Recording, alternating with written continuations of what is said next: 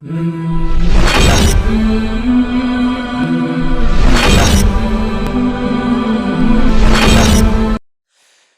الله الرحمن الرحيم. الحمد لله الذي أنزل على عبده الكتاب ولم يجعل له عوجا قيما لينذر بأسا شديدا من لدنه ويبشر المؤمنين الذين يعملون الصالحات أن لهم أجرا حسنا ماكثين فيه أبدا وينذر الذين قالوا اتخذ الله ولدا ما لهم به من علم ولا لآبائهم كبرت كلمة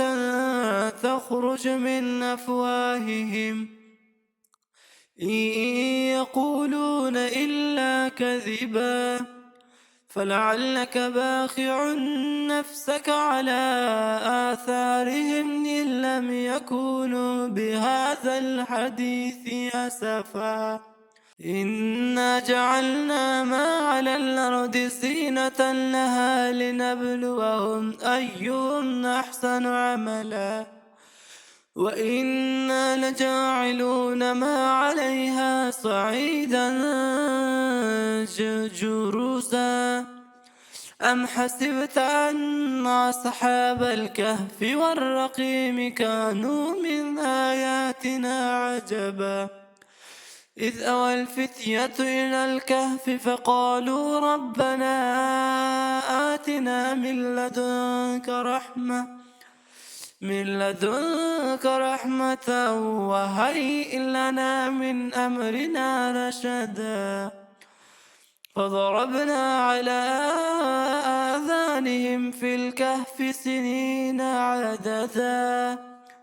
ثم بعثناهم لنعلم أي الحزبين أحصى لما لبثوا أمدا نحن نقص عليك نبأهم بالحق إنهم فتية آمنوا بربهم وزدناهم هدى وربطنا على قلوبهم إذ قاموا فقالوا ربنا رب السماوات والأرض لن ندعو من دونه إلها لقد قلنا إذا شططا هؤلاء قوم اتخذوا من دونه آلهة لولا يأتون عليهم بسلطان